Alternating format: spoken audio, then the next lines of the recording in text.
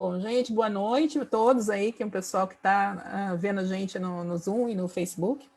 Então, é um prazer estar aqui, abrindo mais uma das nossas lives da SBP Mate. E nós temos hoje a presença muito especial do Davi Travesso.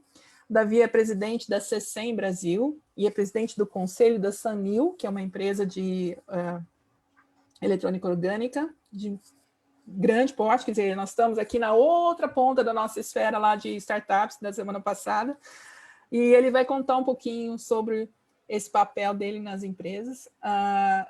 Eu tenho que lembrar vocês também sobre o nosso evento anual, que vai ser online, mas está com as submissões abertas. Não esqueçam, nós temos 10 prêmios de R$2.000 para os melhores trabalhos, né? E então mandem as submissões, os resumos, para a gente poder se encontrar lá e fazer aquela comunidade vibrante de sempre. Lembra do encerramento do nosso evento? É sempre um show, né, com a presença dos estudantes. E também lembrando que quem quiser fazer pergunta para o Davi será muito bem-vinda, porque nós vamos ficar interrogando ele aqui sobre todos os aspectos da vida profissional dele e da empresa. Mas usem, por favor, o Q&A em vez do chat, tá? Porque o chat às vezes fica mais difícil da gente ver as perguntas, tá bom? Então, eu vou passar aqui para o meu colega de UC, é o Francioli, que é o do nosso University Chapter da SBP Mate, uma célula da SBP Mate, lá na Universidade Federal de Catalão, que vai conduzir aqui, mediar a entrevista com o Davi. Tá? Então, estaremos por aqui. Francioli. Obrigado, Mônica, pela apresentação. Queria iniciar, né, saudando todas as pessoas que estão nos assistindo agora, ao Davi, né, por ter aceitado o convite e, como a Mônica bem falou, né, vamos tentar bombardeá-lo com perguntas aqui para que a gente possa entender um pouco mais sobre a Sanil. E a primeira pergunta gostaria muito que o senhor falasse o que é a Sanil e contasse um pouco ou muito, né, da trajetória da Sanil, ela que é uma empresa líder mundial do mercado de fotovoltaica orgânica, né? Muito obrigado para vocês, é um prazer estar aqui. Esse tipo de conversa, eu diria que não é só vocês que aprendem, isso é muito bom para mim também. Tá? Eu vou contar a história para vocês, que aí vocês vão entender qual é que era a visão quando a gente começou esse negócio. E eu, no meio do caminho, vou ter que falar um pouco sobre as pessoas envolvidas, porque eu acho que a experiência vivida por nós talvez seja mais importante para vocês do que, vamos dizer, a empresa em si, a tecnologia. E, além do que,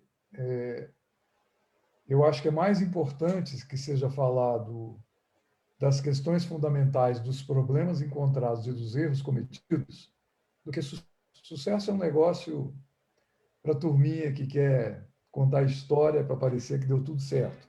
E, na verdade, essa trajetória nossa de inovação, de coisas disruptivas, ela tem mais dureza e mais dificuldades e mais sofrimento do que sucesso. E até porque não termina nunca, né? Esse é um processo continuado de desenvolvimento tecnológico, de acompanhamento do que o pessoal está fazendo por aí afora. Então, eu vou contar para vocês como é que a coisa começou e o que a gente sonhava ou imaginava. Eu, na verdade, faço parte de uma empresa que é uma empresa do mercado de capitais. Eu não sou do meio acadêmico, já dei aula, dou aula na Fundação Dom Cabral, mas dou aula de negócios. Mas, sob o ponto de vista de experiência acadêmica, o que eu tenho é um MBA, feito realmente há muitos anos atrás. Eu fiz um MBA no IMD, da Suíça, na década de 80, quando MBA era um negócio assim absolutamente fora do normal. A gente saía, inclusive, com uma certificação dada pela Universidade de Geneve. E fiz isso logo depois de alguns anos de trabalho. Eu fiz engenharia na Poli, fiz engenharia de produção. Queria caminhar para vamos dizer, para programas de doutorado, era o que eu imaginava. Naquela época se falava em pesquisa operacional, essas coisas quantitativas, e era o que eu imaginava. E, de repente, deu uma guinada na vida e fui trabalhar numa indústria multinacional, e dessa indústria multinacional, eu acabei fazendo um MBA lá em Geneve, e aí me meti com negócios no mundo globalizado da época, que de globalizado tinha muito pouco para brasileiro, porque se resumia a norte da África, parte da Ásia e América Latina, o restante do mundo era proibido para nós. Então, construí a minha experiência de vida aí. Resolvi voltar para Belo Horizonte, por questões familiares, para criar os filhos aqui. Sou casado com uma mineira, trabalhei aqui em Minas, no começo nessa multinacional, e aí por decisão familiar, queria ficar aqui. E para ficar aqui, eu tinha que encontrar um negócio que me permitisse, vamos dizer, não ser obrigado a ficar na Faria Lima. E nós começamos a fazer um negócio que na época era absolutamente fora da curva, que era Venture Capital. E aí todos nós, os sócios, vínhamos de experiências internacionais e achamos que estava na hora de, no Brasil, se fazer Venture Capital. Aí foi a minha aproximação grande com o meio acadêmico. A gente sempre teve uma relação muito grande com a UFMG, aí com a Unicamp e com outras universidades que geravam oportunidades de negócio.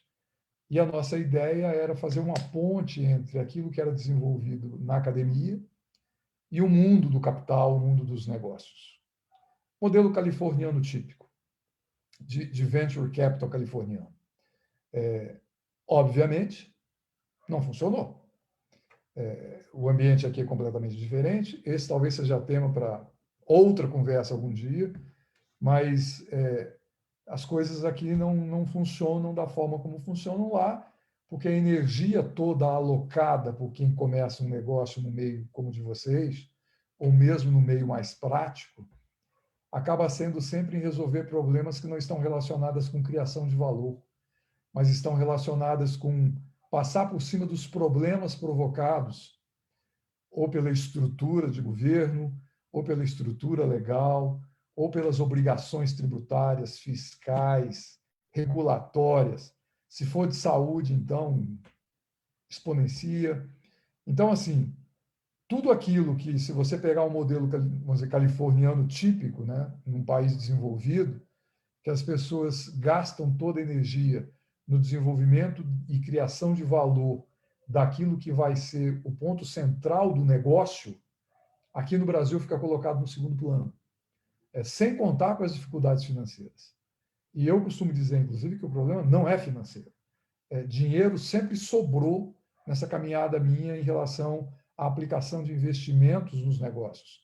O que falta são formas de se passar por cima das dificuldades todas que são colocadas por uma estrutura imbecil, anacrônica, maldosa que seja, ou inocente, não vamos adjetivar, mas que é realista de dificuldade completa para você começar um negócio, principalmente inovador, no ambiente brasileiro. Obviamente, como a gente queria ficar aqui, ainda queria ficar em Belo Horizonte, a gente tinha que encontrar um modelo que propiciasse isso. E aí nós fomos adaptando esse modelo de venture capital para permitir que a gente pudesse evoluir e ter alguma coisa que funcionasse. Só do ponto de vista financeiro, não vou dizer para vocês que a gente não conseguiu sucesso, a gente fez um negócio aqui junto com a turma da UFMG, a gente vendeu para o Google. Se vocês falarem assim, pô, mas foi muito dinheiro, não foi muito dinheiro, mas foi um bom dinheiro. Poderia ter sido muito mais se estivesse em outro país. Na verdade, na época que a gente fez o negócio e vendeu, a gente estava praticamente no mesmo nível do Google, né? Só que o Google estava lá, a gente estava cá. Eu diria que, do ponto de vista de competência técnica, a turma nossa aqui não perdia para a turma de lá, tanto que eles compraram e acabaram deixando o centro de engenharia aqui em Belo Horizonte, e uma das condicionantes de se fazer o negócio era que a turma de engenharia não só fosse junto, mas ainda tínhamos obrigações e alguns marcadores que afetavam, inclusive, o preço, de aumento da equipe técnica, né? E vocês devem saber, o grupo de engenharia todo da Google América Latina é aqui em BH, a sede da Google é em São Paulo, mas a engenharia está aqui. E o núcleo da engenharia aqui é a turma da Acuan, que a gente fez um negócio lá para trás. Depois disso, a gente fez outras coisas relacionadas com tecnologia, inovação, saúde, e por aí fora, oncologia e tal. Mas a gente não estava satisfeito com a formatação desse modelo em que a gente queria gerar oportunidades para depois atrair o capital. E a gente não tinha e não poderia competir com os paulistas da Faria Lima no sentido do volume de dinheiro. Então, o que a gente imaginou foi, eu preciso ter oportunidades que eles não conseguem ter. E aí a gente começou a procurar uma forma de desenhar alguma coisa que trouxesse para a mesa coisas absolutamente, vamos dizer, impossíveis de serem desenhadas pelo pessoal do dinheiro. E aí a gente começou a andar, procurar modelos. Na minha passagem na Suíça, eu estava lá quando houve a revolução de recuperação da indústria relojoeira suíça, na década de 80, final da década de 70, começo da década de 80, que vocês devem conhecer a história da destruição total da indústria relojoeira com o aparecimento do relógio eletrônico.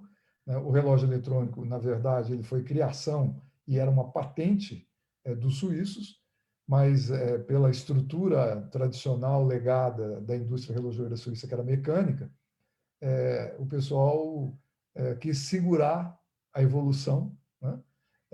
E aí alguém lá pegou e falou assim, pô, se a gente colocar um relógio desse aqui, a gente vai destruir o que a gente tem. Mas alguém falou assim, pô, mas não podemos jogar fora e perder dinheiro com isso. O cara pegou e falou, vende isso aí, mas vender aonde? O cara falou, vende no lugar mais longe do mundo. O cara vendeu para o Japão, tá certo? E aí as patentes suíças de relógios eletrônicos viraram a história da Seiko, aquelas coisas todas que derrubaram a indústria suíça relojoeira mecânica. E aí eles tiveram que fazer uma revolução de inovação e criaram um conjunto de entidades e instituições para fazer uma revolução. E o CSM, né, que a gente fala aqui CSEM, lá é o CSM, foi um dos núcleos de coordenação do movimento de unificação das infraestruturas das instituições de tecnologia e das universidades suíças. Os caras lá, eles alocam recursos públicos como nós, em vários lugares, universidades. Então, pega o modelo suíço, você tem infraestrutura assim brutal na TFG, você tem a mesma coisa em Zurique, na ITH, a mesma coisa acontece em Lucerne, ou em Neuchâtel, ou em Basel. E aí o que eles fazem de uma forma inteligente, né? E aí vê que inteligência às vezes até funciona mais para quem tem recurso sobrando do que para quem não tem recurso. Eles têm instituições de coordenação das infraestruturas alocadas nas universidades, para permitir que haja um compartilhamento dessa infraestrutura. Então, o que se tem lá é um conjunto de investimentos feitos com recursos públicos, dentro dos espaços ou dos institutos e das empresas de tecnologia ou das universidades, e aí existem instituições, como o CSM, que coordena a agenda de alocação do espaço e tempo repartido entre pesquisa e desenvolvimento, né? Vamos dizer, entre o R e o D. Quando tem a turma do R, né, das universidades, ocupa esse mesmo espaço. Quando ele tem a turma do D, para fazer a aplicação disso para o mercado, está lá o recurso disponível e eles combinam, né? E, obviamente, instituições centralizadoras, como o CSM, administram esses recursos para alocar isso de forma que seja justa nessa distribuição, tá certo? Coisa que aqui no Brasil a gente não consegue fazer.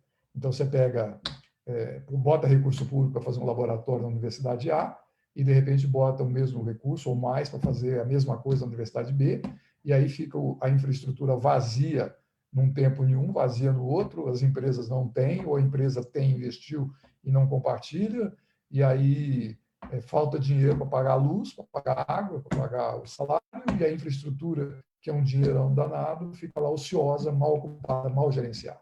Quer dizer, isso é típico da nossa imbecilidade e a nossa incapacidade de fazer coordenação e compartilhamento de coisas. E aqui, o que a gente aprendeu, depois de muito sofrimento, é assim, não tem um único culpado, somos todos culpados.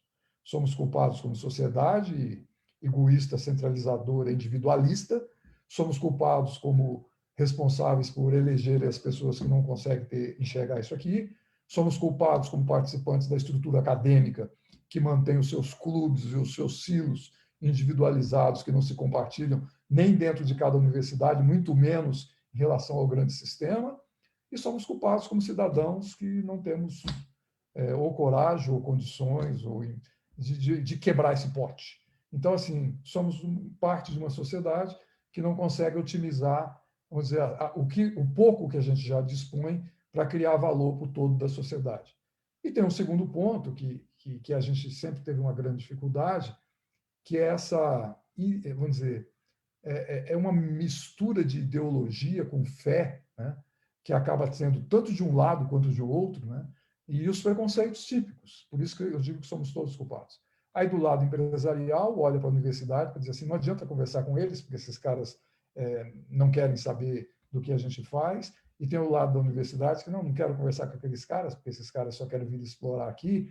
Então, fica uma falta de diálogo e uma falta de entendimento que acaba custando caro para todos, individualmente, e para a sociedade como um todo. O que a gente pensou, falou assim, olha, eu tenho que arrumar um modelo que quebra esse pote. Tá certo? Se a gente entrar da mesma forma, a gente não vai conseguir sair. Então, a gente foi lá na Suíça. Obviamente, eles também não construíram isso da noite para o dia. Todos esses problemas que eu descrevi para vocês foram problemas que eles viveram. Então, também a gente não pode acreditar que a gente vai conseguir fazer um modelo mágico da noite para o dia com uma varinha de condão. Tem sofrimento, tem construção, tem dificuldade, tem conflitos. O que tem que ter é vontade e decisão de política, né, e empresarial de fazer a coisa acontecer. A gente fez um acordo com eles, da gente tentar replicar o modelo aqui. Nós pegamos deles a experiência e o nome, eles nunca botaram um tostão aqui dentro, e a gente fez uma instituição chamada CECEM Brasil. O CECEM Brasil, na verdade, foi um desdobramento da empresa que eu descrevi para vocês, que a gente tinha, chamada FIR Capital. A gente entendeu que não dá para fazer isso dentro de uma empresa, vamos dizer, de capital. Não dava para fazer porque a gente parecia agressivo, né, nas conversas que a gente tinha. Tinha gente que não conversava com a gente. Tinha, vamos dizer, membros da comunidade que não olhavam para a gente ou falavam, inclusive, coisas que a gente não queria ouvir. Então, a gente falou assim, não dá para a gente tentar fazer uma interlocução com dois ambientes que já estão contaminados e a gente vai acabar arrumando só problema e muita dificuldade. Vamos separar. Nós tínhamos um grupo, que era um grupo de tecnologia, que estava dentro da FIA Capital. A gente tirou esse grupo e criamos o CECEM Brasil. E a gente, primeira dificuldade, a primeira ideia era fazer isso com um grupo da UFMG, um grupo da física. Tivemos um problema e tivemos que abortar, porque a primeira dificuldade que a gente teve foi na definição do nome. O pessoal era contra colocar o nome CECEM Brasil. Na cabeça deles, isso tinha que ser Centro Brasileiro de Nanotecnologia. E aí foi uma discussão que a gente não abriu mão, porque aí já tinha sido experiência vivida, né, da minha experiência internacional. Eu falava, amigo, se eu vou conversar com Cambridge, ou eu vou conversar com sei lá, ETH, ou eu vou conversar com Stanford, e eu falar que eu sou o Davi, do Centro Brasileiro de Nanotecnologia, do Horto, em Belo Horizonte, eu tenho 1 hora de conversa se eu tiver muita sorte. Eu vou gastar 45 minutos explicando para ele o que é BH, por que é que eu estou em BH, por que é que o Brasil não controla as suas florestas e por que Belo Horizonte é Belo Horizonte. E aí não vou discutir o principal, que é a questão da tecnologia. Então, eu preciso arrumar um rótulo, preciso arrumar um brand, né, internacional. Eu vou chegar lá e sentar na frente dele e eu não vou gastar nem um minuto para dizer quem eu sou. Eu já chego lá dizendo que eu sou CECEM Brasil, parte do CSM da Suíça. Ele conhece o CSM, não preciso explicar o que é CECEM Brasil, e eu já digo para ele o que eu quero fazer e acabou. Senão, não preciso explicar porque eu estou em Belo Horizonte, o que é Belo Horizonte, o que é Horto, quem que é o Galo, tá certo? Não precisa explicar. Faço e aconteço. E aí o pessoal da física daqui não quis, achou que não dava, a gente rompeu. Nós tínhamos um projeto naquela época já aprovado do BNDES, a gente lá rasgou o cheque. E a gente falou, não, fazemos de novo. Refizemos o projeto, e aí depois a gente voltou para o BNDES com um projeto diferente, e aí o projeto foi de fazer a criação do núcleo de nanotecnologia, que era o CECEM Brasil. Não existia mão de obra, isso é muito importante para vocês saberem, não existia mão de obra. A gente não conseguia gente especializada naquilo que a gente pensava que a gente iria fazer. Na verdade, tem que confessar, hoje eu confesso sem vergonha, de dizer que a nanotecnologia foi um negócio assim muito bonito que a gente entendeu de fazer, tá certo? Mas não sabia exatamente o que era. A gente achava, inclusive, que era uma vertical na nossa Davi, cabeça. Pois não? só para pontuar, isso foi em que ano, mais ou menos? Isso foi há 16 anos atrás. Tá? A gente fundou o CECEM em 2008 ou 2007, sabe? Mas as conversas começaram lá em 2004, 2005, foram evoluindo, não aconteceu da noite para o dia. E aí, quando a gente institucionalizou, o CECEM hoje tem 13 anos, vai fazer 14, tá? Quando a gente institucionalizou o CECEM, né, a gente já tinha gasto na estrada uns 3 ou 4 anos, bons anos de conversa. Tá? Então, assim, naquela época... E a gente também não era especialista, você entende? Então, a gente teve um processo de aprendizado nessas andanças que a gente fez. A gente teve sorte de encontrar pessoas que colaboraram, tanto aqui dentro do país quanto lá fora, e que nos orientaram no sentido até de educação. Eu diria para você que um dos pontos mais gratificantes dessa jornada toda foi o aprendizado que nós tivemos dessas questões e a gente era muito ignorante. E hoje, quando a gente olha, a gente achava que a gente sabia muito. E hoje, quando a gente olha para trás, a gente vê que, em questão, principalmente quando se relacionar com a nanotecnologias ou nanotecnologia, era uma coisa assim de televisão, coisa que aparecia no Fantástico, com aquelas coisas lá, de vez em quando botava, você não sabia, mas você achava muito legal, e a gente foi atrás disso, e aí a gente viu que, espera aí, não é bem assim, né? Aí a gente montou uma equipe, a primeira equipe que trabalhou aqui de 3 anos, foi uma equipe montada basicamente com suíços e estrangeiros. Veio primeiro um grupo de suíços, a gente trouxe uma diretora, que era uma cientista finlandesa, que já era diretora do CECEM. Ela veio para cá e ficou aqui conosco 3 anos. Ela mantém a relação conosco, hoje ela é a nossa representante na Europa, ela mora em Neuchâtel. E ela ajudou a arrumar o time e ela ajudou a trazer um time. Então, a gente trouxe um grupo de pessoas que nos ajudaram a montar o CECEM, a definir o que era o CECEM e a montar um plano de trabalho. Ao longo do tempo, inclusive, isso mudou um bocadinho, e eu vou contar para vocês na sequência, mas de origem, o que a gente fez foi, olha, vamos apostar em algumas coisas mais restritas, porque o CECEM, o CSEM na Suíça, tem uma abrangência muito grande, né? E tem recursos, eles têm lá 60%, 65% do orçamento deles são recursos públicos provenientes ou dos cantões, ou do governo central suíço, ou dos projetos europeus. Então, assim, eles têm ali condições de ter uma previsibilidade de longo prazo que a gente não tinha aqui, que a gente não tem aqui. O que a gente fez foi arrumar um volume de dinheiro, e aí a gente tem que agradecer a alguns políticos que apostaram e acreditaram, mesmo sem entender. Eu acho que foi uma questão de confiança. O próprio BNDES foi uma instituição desse tipo, que acabou apostando e dizendo assim, a gente acredita no que vocês estão falando. A gente estava falando, então, naquela época já, de eletrônica impressa, a gente estava falando de impressões em substratos sólidos, mais microimpressões. A gente estava falando em OPV, Organic Photovoltaics. A gente estava falando em microeletrônica, sabe? E a gente encontrou ressonância dentro da estrutura técnica, principalmente do BNDES e aqui em Minas, da FABEMIG. E aí esse pessoal deu o carimbo para a gente. A gente tinha a credibilidade no mercado, vamos dizer, econômico-financeiro, a gente já tinha feito negócios com o BNDES, com outros. Os caras reconheceram que a gente era sério, reconheceram vamos dizer, a viabilidade do que a gente estava falando, mesmo vendo que a gente não dominava, mas esse respaldo foi dado por pessoas dentro dessas estruturas que estavam olhando para essas coisas, mesmo de uma forma muito distante. A gente teve uma ajuda muito grande do pessoal de Cambridge, de Oxford, A gente, inclusive, trouxe uma pessoa que acabou sendo Jim Oxford, que veio aqui ajudar a gente a fazer o discurso no BNDES, na FAPEMIG, e ele contar a história do que eles estavam fazendo lá e dizer o seguinte: olha, o que eles estão falando, o que vocês estão querendo fazer aí, que esse povo está falando, faz sentido e eu, se eu fosse vocês, eu apostaria.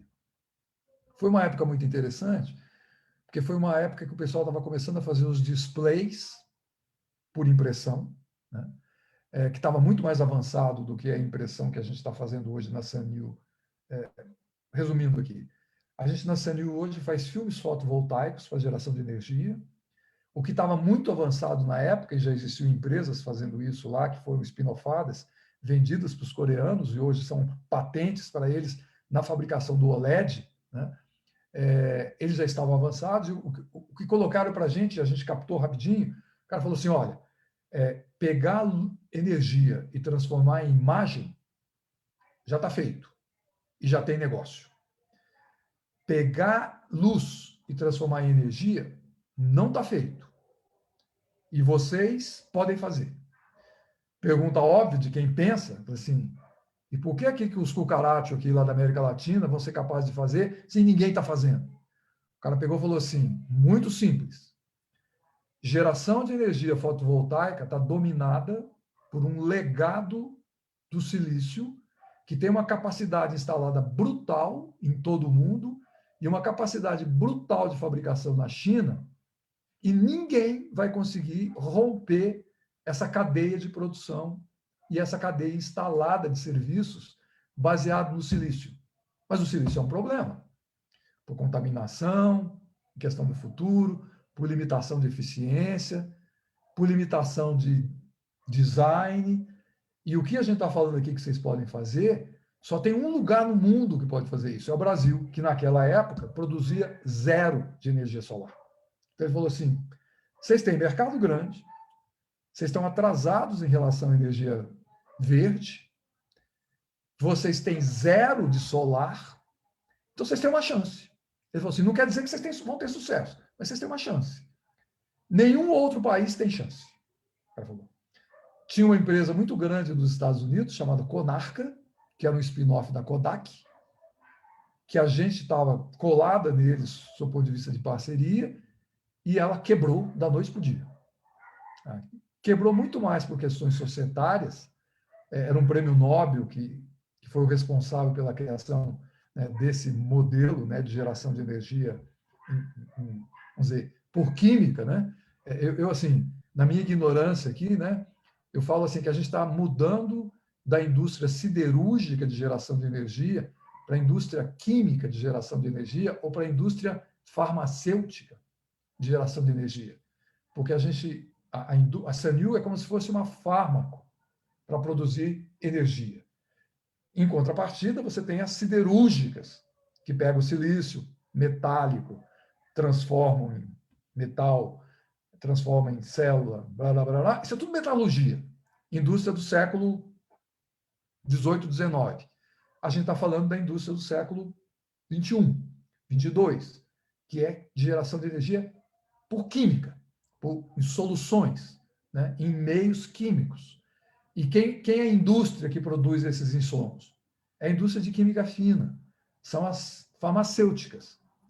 E aí a gente começa a entrar com um problema. Primeiro em relação a vocês, não tem mão de obra. Não tem visão de futuro dentro das universidades para mostrar que existe uma mudança revolucionária nessa nova formatação, né, de produção de energia que vai virar tudo de cabeça para baixo. Então, o pessoal continua formando gente para colocar placa de silício em cima do telhado. Tá certo? E ninguém fala hoje em possíveis, vou dizer, desenvolvimentos de novos materiais de impressão para a produção de filmes de geração de energia em meios flexíveis, tá certo? Ou de elementos de estabilização desse stack, né, que produz energia, ou coisas do tipo assim. Então, a gente tem um sonho, né, vale aí para vocês que estão no meio acadêmico, vamos dizer, de nos colocarmos à disposição da academia como um todo para mostrar a nossa visão sobre esse tipo de coisa. Energia não vai mais ser gerado do jeito que ele é gerado hoje. Energia é um tipo de coisa que vai ser gerado no ponto de consumo, né? E quando eu falo no ponto de consumo, esse é um conceito interessante, já estou entrando pelos caminhos da Sanil, o conceito nosso é energia, a geração de energia vai ser totalmente distribuída no conceito espacial, tá certo? Então, se você tiver, por exemplo, dispositivos eletrônicos que consomem energia no seu corpo, sejam sensores corpóreos, internalizados, tudo isso vai ter que gerar energia per si, né? Você não vai ter fio ligado desses dispositivos para fornecer energia. Isso vale para os equipamentos, então, um avião, um carro, né? Não vai ser mais possível você ter sensores no motor do carro, sensores na asa do avião, e você ter uma unidade de geração, sei lá, na cauda do avião e levar fios para abastecer de energia os sensores que estão na asa, que estão na cabine. Não, você vai ter que ter geração de energia pontuais. Mesma coisa no motor do carro. A mesma coisa nas cidades inteligentes, as praças, né? Os pontos de ônibus, né? Hoje, tudo você tem que ter um rabicho do fio pendurado no poste, tá certo? Isso não vai existir mais, vai acabar, tá certo? E vai acabar rapidinho, né? Então, o que a gente aposta? A gente aposta na distribuição absoluta da geração de energia. E a forma de você ter a geração de energia no ponto de consumo é você desenvolvendo tecnologias que não estavam disponíveis lá. Então, a gente enxergou isso há 15 anos atrás, e a gente falou assim, aí como capitalista, tá? Ao invés de a gente botar dinheiro em geração eólica, é bom negócio, mas aqui precisa de muito dinheiro, que a gente não tem. Isso vai ser do pessoal internacional. Vamos apostar em alguma coisa que ainda não existe e que a gente acredita que vai ter resultado lá na frente, que é justamente essa tecnologia que vai permitir você gerar energia com um dispositivo plástico pregado no vidro, com um dispositivo plástico colocado no teto do shopping, no teto do carro, colocado nas costas do celular, e vai por aí afora, e você põe onde você quiser, e ele é verde, você não precisa ter preocupação, não contamina, e barará, barará, barará, barará. A Sanil, então, a tecnologia nasceu dentro do CECEM Brasil. Os suíços não estavam fazendo isso. Os suíços estavam trabalhando em desenvolvimento de tecnologias que aumentassem a eficiência do silício tradicional, com filmes, materiais sólidos, coisas do tipo assim. E a gente foi para o lado, vamos dizer, mais flexível, mais verde, mais inusitado, eu diria. Porque a gente viu que dá para começar com pouco dinheiro. O ticket era menor.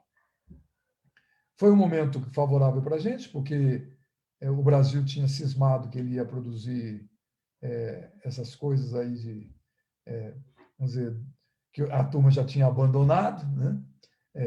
Já tinha acabado a indústria de semicondutor nos Estados Unidos, já tinha acabado a indústria de semicondutor na Europa, e a turma aqui cismou de fazer semicondutor no Brasil.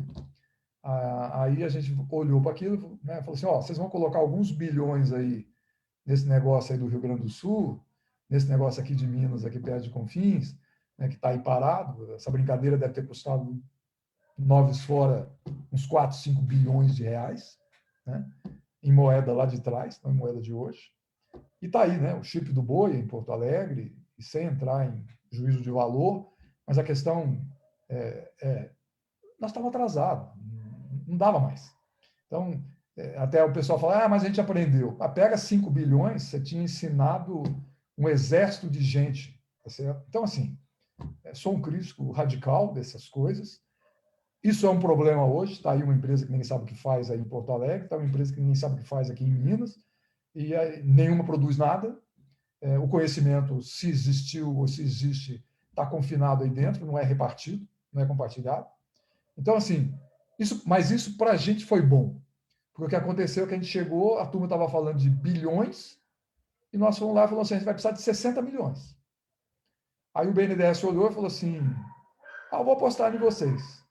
Aí o BNDES botou, e foi isso que custou 50 e poucos milhões do BNDES, 8 milhões, 10 milhões aqui na FAPEMIG, e a gente ergueu o CECEM, fizemos a construção da prototipagem para fazer o OPV, e fizemos um spin-off de dentro do CECEM, com a Sanil, né? E depois vocês podem navegar tanto no ccembrasil.com.br quanto sanil.com.br. Vocês vão ver, a Sanil é uma empresa que, vamos dizer, industrializa a produção em larga escala do que foi desenvolvido dentro do CECEM.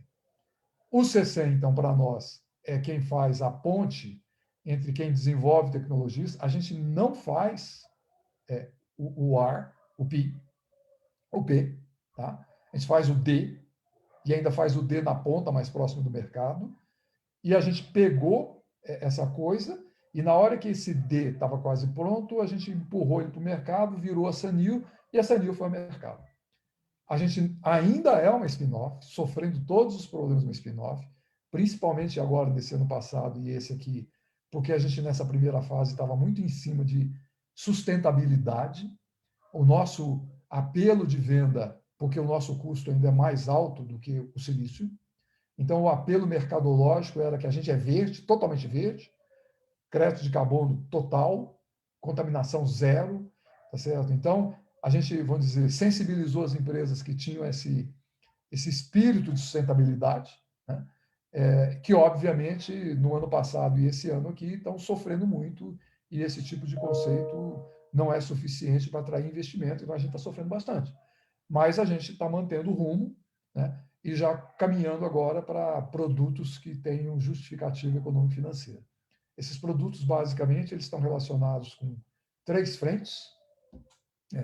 Uma frente que a gente caracteriza como sendo outdoor, que é a produção do filme flexível de OPV para a geração de energia outdoor, que é o mais desafiador, porque existe um processo de desgaste muito grande desse material flexível orgânico, que é um desafio muito grande, vocês que conhecem muito mais do que eu essa coisa.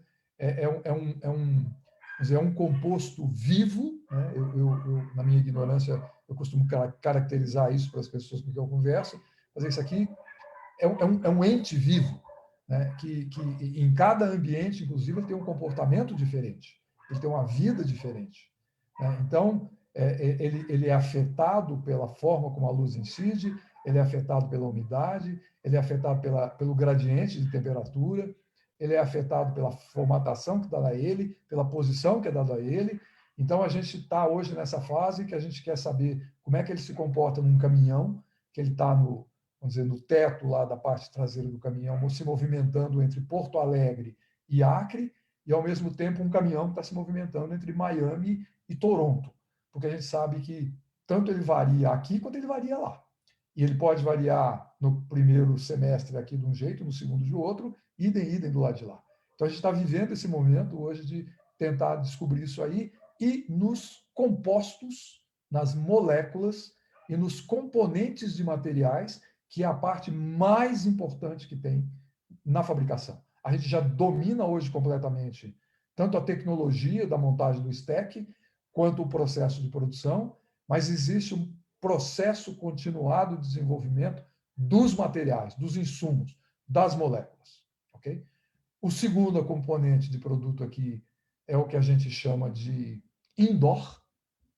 A diferença fundamental que tem aqui é que a agressividade indoor é menor, né? E a gente faz uso de luz natural, indoor, mas ela está protegida porque o ambiente é indoor.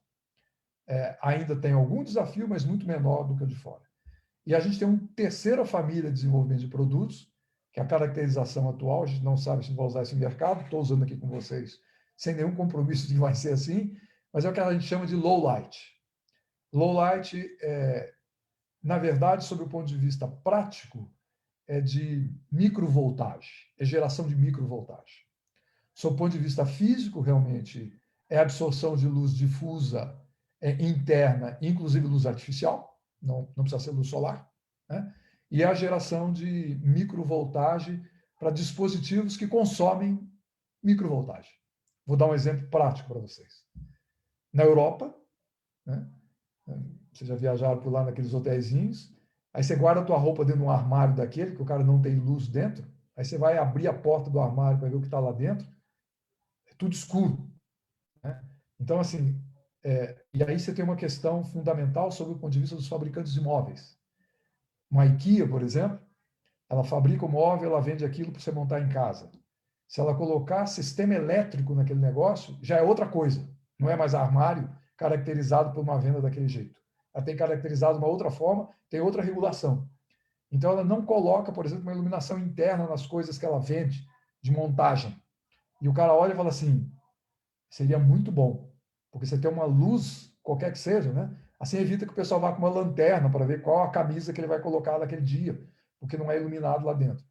Então, essa é uma aplicação muito boa. Uma outra aplicação é a luz necessária para a movimentação de pequenos devices, tipo persiana, né? Um modem de comunicação, tá certo? Para ele não ficar dependente da energia gerada realmente pela entrada do sistema, pelo grid. Então, se você tiver um sistema de comunicação e de iluminação, vamos dizer, de emergência, né? Que seja acoplado a um dispositivo de geração de energia de luz difusa, você coloca uma bateria, né? Na verdade, o conceito que a gente usa é mais até que a gente compete mais com bateria do que com instrumentos de geração. Porque a gente é uma forma que a gente deveria, inclusive, na medida que for uma evolução da bateria, da gente ter uma operação compactada entre a geração e a bateria. Quer dizer, o que a gente faz é gera e, se possível, mantém isso na bateria para que você possa dispor vamos dizer, de conexão para qualquer dispositivo. Temos um ponto hoje que para a gente é muito bom e que é uma revolução completa do mercado, que já acontece nos Estados Unidos, ainda atrasado na Europa e aqui distante do Brasil, que é a geração de energia nos pontos de consumo em DC. Tá? Vocês sabem, praticamente o mundo todo sempre você tem tomadas lá com corrente alternada. O que está acontecendo hoje com a criação dos LEDs é que o LED é muito mais eficiente se abastecido com energia DC. Né? Então, e a gente gera em DC. Então, assim, a perda de eficiência que a gente tem pela estrutura de molecular de geração de energia, ela já é compensada num primeiro momento, porque a gente já não precisa de conversor, a gente já abastece direto o sistema de iluminação em DC, os dispositivos, os celulares, e vai por aí afora. Então, assim, existe uma revolução nesse mundo e a gente está olhando para isso. E como primeira fase, eu acho que isso aqui é suficiente para vocês agora me abastecerem de questões e de contribuições. Davi, fantástico a história, né? A gente vê aí que temos uma pergunta aqui do Rodolfo, já passo para a Verônica, mas eu acho que ela já foi respondida, que era justamente em relação ao investimento inicial, né? Que você comentou aí que teve um financiamento, né, do BNDES, do FAPEMIG, que chegou aí em torno de 60 milhões, né? Um pouco mais de 60 milhões. Esse é o investimento no CECEM. No CECEM. Na Sanil, aí já entraram os privados, e aí já teve mais de 100. Além. Mais de 100. Uhum. Tá? A Sanil, só para você ter uma ideia, a gente spin-offou a Sanil do CECEM, constituímos uma SA, continuou sócio de lá o CECEM, o BNDESPAR, porque tinha sido o investidor anjo no CECEM, então a gente já tinha prometido que ele teria uma participação no resultado da aplicação desse produto, e a gente trouxe investidores privados, e a gente tem uma série deles, tá, que botaram dinheiro real. Ah, ok. Deixar a Verônica fazer uma pergunta lá do Facebook. Isso, Davi, aqui tem duas perguntas do Facebook. É o seguinte, uma é para o Davi, professor da área de negócios. Qual material, curso, livro você recomendaria para começar a aprender e inspirar boas ideias de empreendedorismo? E eu vou fazer já a segunda, se você não se importa. Aqui falam que o Brasil tem um mercado, uma pergunta na verdade, o Brasil tem um mercado mais fechado para empresas de energia, até em questão de burocracia e legislação. Você estava falando dos problemas da burocracia, né? Nessa área de energia. Quão fácil ou difícil é seguir nesse ramo? Vou começar com a primeira, que é mais fácil. Olha, empreendedorismo é um estado de espírito, tá? Eu diria para vocês assim, tem uma série de programas, uma série de cursos. O Sebrae tem uma série de programas que ele oferece gratuitamente. Você tem uma série de instituições tipo essa fundação do Lehman e uma série mais de outras, que fornecem isso aí. Eu, particularmente, eu diria para você que a melhor coisa para você aprender sobre empreendedorismo é você começar a fazer alguma coisa real. Eu sou muito crítico, tá, da universidade em relação a essa questão. Eu me lembro que quando eu saí da universidade, eu nunca tinha emitido uma nota fiscal, eu não sabia como é que era. Eu não sabia nem conversar com um contador, né? Então, assim, e a única forma, assim, eu tenho 3 filhos. Eu tenho uma filha que fez London Business School, tá? Eu tenho uma outra filha que fez um outro mestrado. E eu tenho um filho que trabalha comigo e ele queria fazer, eu falei assim, não, você vai fazer o seguinte, você vai pegar uma empresa e você vai lá para dentro, o teu MBA, você ficar lá um tempo para você ver como é que é.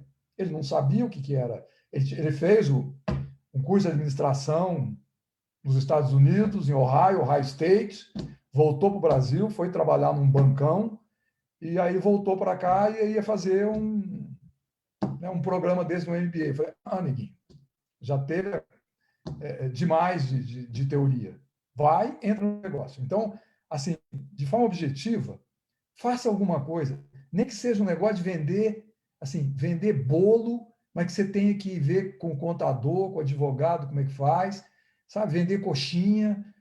Faça alguma coisa objetiva, sabe? Assim, existe essas coisas que vocês veem, assim, dessas startups monumentais, com esses discursos todos, isso é igual loteria, sabe? É assim, tem 3 ou 4 estrelas brilhantes que vão aí contar história, escrever livro, e tem alguns milhões atrás que ficaram para trás na poeira. E eu não estou falando isso para desestimular, não. Pelo contrário, para estimular. Assim, em frente, sabe? E eu acho, inclusive, que esse exercício que vocês fazem, né? Ou que vocês podem fazer de enfrentar objetivamente essas questões formais, é a melhor escola para o empreendedorismo. A outra coisa é você botar na cabeça que você quer correr o risco, você tem que aprender a correr o risco. Assim, eu estou aqui com o CECEM, tenho que confessar para vocês, a gente sempre trabalhou com o CECEM com um orçamento de 2 anos. Assim, eu sempre tinha caixa para 2 anos. É óbvio que hoje já não tenho, eu tenho 1 ano só. Fico sem dormir, tá certo? Mas, assim, continuo insistindo. Então, assim, você tem que entender que empreender é uma coisa de risco. E a outro ponto, você vai fazer coisa que vai dar errado. Você vai fazer coisa... Não bota na tua cabeça que você vai fazer coisa que vai dar certo só não. Por sinal, aproveite melhor as coisas que não estão funcionando do que, assim, a turminha que chega para vocês e conta essa história de sucesso e parece que eles não fizeram besteira, não acredita, não. Eles não chegaram lá assim, não. Sabe? Então, assim, comece alguma coisa concreta, objetiva. Um outro ponto que é importante nessa coisa do empreendedorismo. Se enturme. Quando eu digo se enturme, é o seguinte: ter sócio e ter sociedade não é fácil. Mas nós sabemos que não é fácil família, não é fácil parente, tá certo? Não é fácil.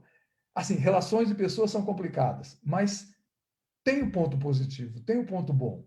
Então, assim, façam sociedades com pessoas que sejam complementares às suas competências.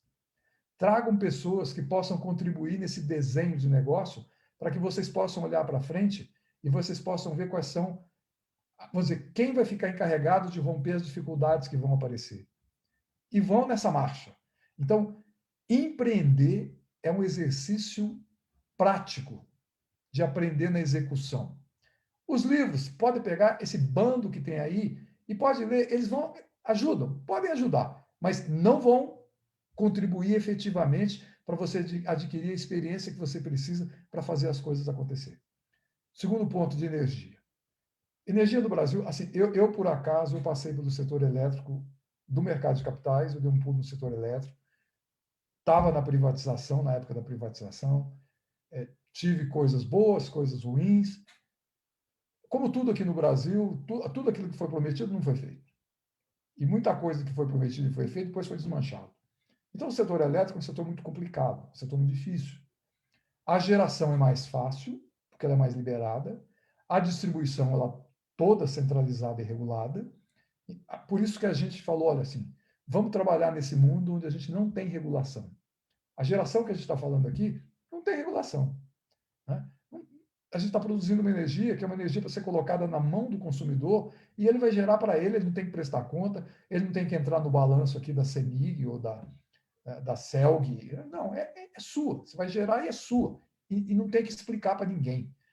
O que a gente fez no começo, quando a gente sabia das dificuldades e queria entender?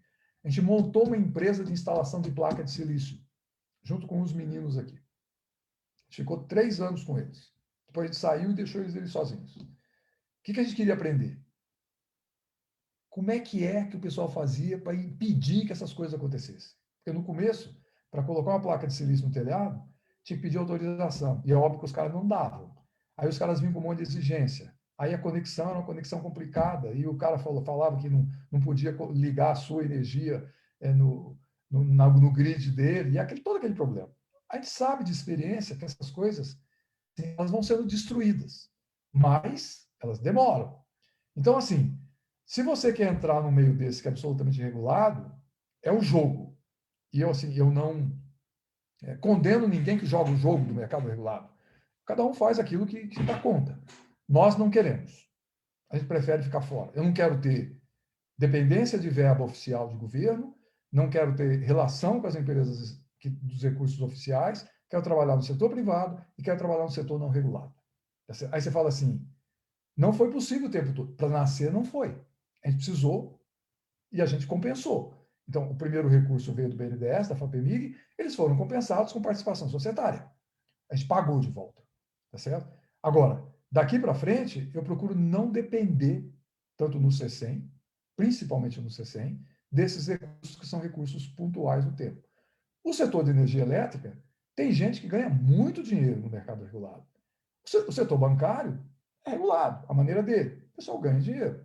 Então, assim, são questões de escolhas na vida e eu não julgo, né, quem joga o jogo ou não.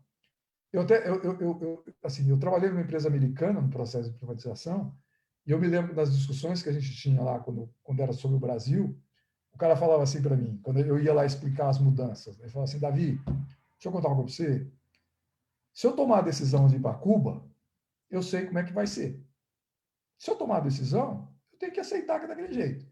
O problema lá de vocês é que vocês têm regra e aí a gente combina e aí depois de um tempo mudou a regra. Então, assim, a questão não é a regra. A regra, você pode botar a regra que você quiser. Pode ser dura, você pode... põe imposto alto, põe preço baixo, põe assim, assado, vai ter... não tem problema. É assim, é assim. Tudo bem, se eu não quiser, eu não vou. Se eu quiser, eu vou pôr meu dinheiro lá. Agora, pelo amor de Deus, não mude. Cumpra o contrato. Siga em frente, tá certo? O grande problema nosso não é a fixação das regulações. As regulações atrapalham, sim, o que eu estava falando, vocês como pequeno empreendedor, atrapalham vocês como gente que quer fazer desenvolvimento de produtos de saúde, e aí você tem que abrir uma empresa e tem que se submeter à aprovação dos órgãos aí, e aí você tem que aprovar tudo antes, inclusive, de você ter produto, porque senão você não pode testar o produto. Então, assim, essas coisas são imbecis. Agora, do ponto de vista empresarial, isso não é problema. Se o cara quiser escolher trabalhar no mercado competitivo, regulado, é a escolha dele. Se as regras forem fixas, toca a vida. Respondido, Verônica. Sim, foi para o Ivan Miranda que fez as 2 perguntas, né? Pode colocar outras perguntas agora, depois eu volto. Eu vou porque tem uma sequência aqui, esmagadora essa daqui. O Rômulo, ele fez uma pergunta, né? Ele pedia dicas, né? O que você diria para encorajar alguém que está querendo empreender, começar a empreender? Acho que essa pergunta você já respondeu. O William Souza, junto com o Marcos Ribas, ele faz uma pergunta aqui, algumas perguntas que são similares. Vou começar com a do William. É possível ter uma previsão de quando a energia solar poderá ser utilizada em larga escala, não só em empresas, mas em residências de modo geral?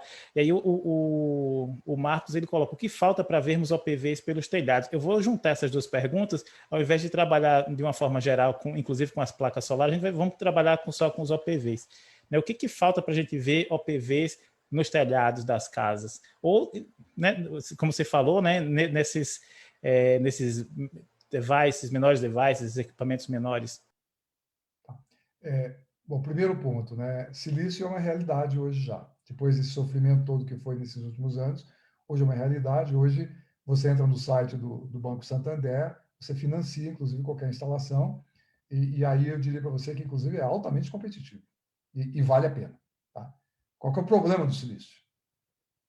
Você primeiro, tem que ter uma estrutura de telhado que aguenta aquele peso todo. Segundo, que se for uma coisa que aparece, é extremamente horrível, do ponto de vista de arquitetura e de design.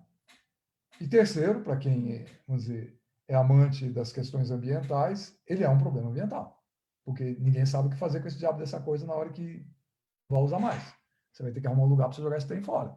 Não está resolvido isso, tá certo? Essas são as três questões. Resolvido isso aí e escolhido, vamos dizer, uma solução como essa, o custo hoje é vantajoso, financia-se e se instala. Como a gente tem uma capacidade muito grande hoje de produção do silício, e o silício hoje tem uma eficiência muito boa, né? E assumido que as pessoas que vão tomar uma decisão de silício não se importam com esses três fatores que eu descrevi para vocês, a gente, de uma forma inteligente, tem que escolher um nicho de mercado onde a gente não tem que concorrer com o silício, porque a gente é muito mais caro que o silício. É óbvio, tá certo? Então, assim, o que a gente está fazendo? Essa escolha que a gente está fazendo dos nichos de mercado, eles se baseiam em algumas coisas. Primeiro, a gente é capaz de gerar na vertical, coisa que o silício não consegue. Tá? A gente é capaz de gerar na luz difusa, coisa que o silício não consegue. Tá?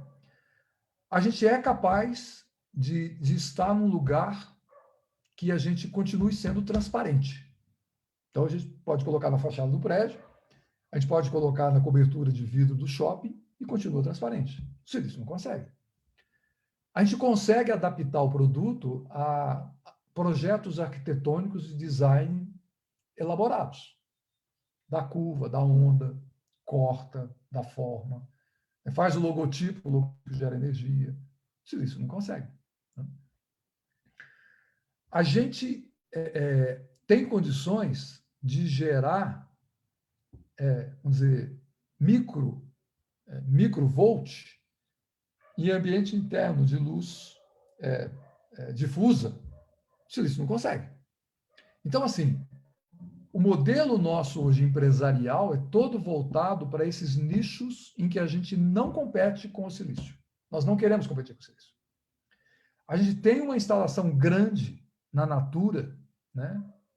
Acho que é a maior do telhado todo, parará, mas não era o objetivo. Aquilo lá foi assim, aquilo foi um repente, vou dizer, dos valores pregados pela empresa, sob o ponto de vista de sustentabilidade, que ela queria dizer que ela tinha lá um telhado que todo mundo que chegava lá na sede dela via e que ela gerava energia verde, e com um marcador lá de crédito de carbono.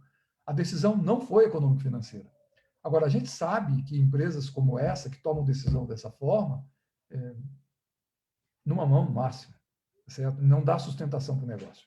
Então, assim, não temos nenhuma pretensão, né, de termos, por exemplo, uma fazenda solar com a PV.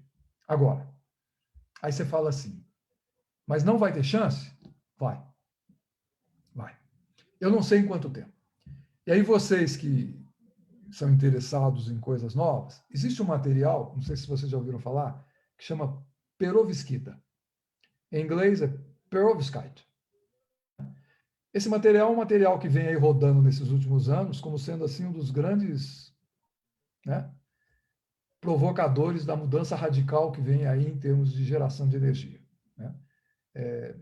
É um material que há, sei lá, 3, 4 anos atrás, eu diria que a gente encontrava sendo trabalhado só em laboratórios da academia.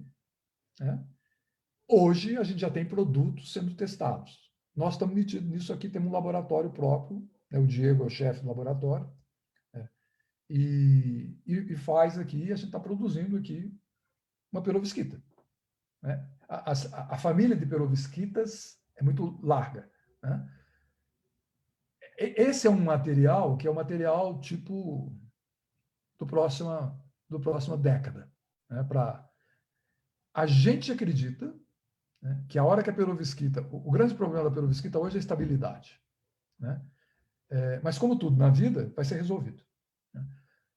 Quando vai ser resolvido, eu não sei dizer. Mas, a hora que for resolvido, a perovskita é um material que ela chega hoje nos laboratórios, teoricamente não, na prática, ela chega a 20 e qualquer coisa por cento de eficiência. E ela está, teoricamente, ela é capaz de chegar sem limite. Então, está se falando aí de 40 e tanto por cento de eficiência. Enquanto que o silício tem um teto máximo de eficiência teórica que é impossível romper, que está ao redor aí dos 20 e qualquer coisa. Então, assim, na hora que a perovskita for uma realidade, como o processo de produção é um processo, o processo é barato, porque a gente produz, é como se vocês entrarem depois no site, vocês vão ver, é uma máquina de jornal, de fabricação de jornal. Estou simplificando, hein? Porque o processo é sofisticado sob o ponto de vista do controle do processo. Mas sob o ponto de vista do conceito, a gente, assim, eu brinco lá que a gente junta tinta no meio líquido, né? Coloca lá nos injetores, passa um rolo de plástico, né? De plástico da Coca-Cola. É óbvio que é um plástico comprado do Japão, com rugosidade controlada em nanômetro, e barará, barará, barará, mas, né, é plástico que você passa no rolo e imprime, e faz um rolo de filme. Então, assim, sob o ponto de vista conceitual, você não precisa ter o custo que você tem lá no silício, de altas temperaturas, de limpeza de ar, de problemas de contaminação. Não, isso aqui é um processo simples, aberto. Barará, barará, barará. Na hora que, minha visão, perovskita, com um processo desse, tá? Nessa evolução, a gente acha, e aí agora é sonho, visão, tá? Energia vai ter custo zero. A gente acha. Então, o que vai ter valor, e veja bem, e essa é uma analogia que a gente faz com a indústria, inclusive, de comunicações. Não é isso? Qual é que é o custo hoje de um bit? Zero. Na prática, é zero. Né? A gente já teve um tempo lá para trás que era um absurdo que você pagava. Né? Hoje é zero. Então, assim, a evolução das coisas, essas tecnologias, elas vão ser commodities completas que vão criar valor para a produção de serviços agregados, né? Que aí sim, esses é que vão ser caros. Mas o material per si, então, vai caminhar para nada. Sob o ponto de vista de oportunidades, e aí relacionado com o universo de vocês, esse mundo dos novos materiais é um mundo absolutamente maravilhoso. Maravilhoso. Sabe? Assim, o que a gente vê que os caras fazem, e olha, a gente fez um levantamento há uns 3 anos atrás para ver assim, onde é que está essas coisas, né? Porque quando a gente começou, o grande provedor de insumo para a gente era a Merck. E aí a gente olhou para aquilo e falou assim, vai ser duro, hein? Nós aqui em Belo Horizonte, meia dúzia de bobinho aqui, vai depender do fornecimento de molécula da Merck, que talvez seja o maior fornecedor de molécula para a produção de displays da Coreia.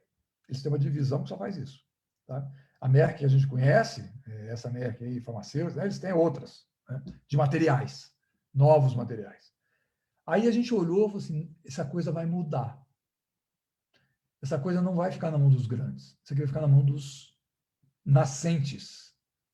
E hoje, inclusive, né, é a turma de laboratório trabalhando com moléculas, desenvolvendo novos materiais, novos adesivos, novas formatações de agregação desses materiais, de estabilização dos materiais, sabe? Então, assim, esse mundo de conhecimento de materiais, para mim, é um mundo, assim, incrível.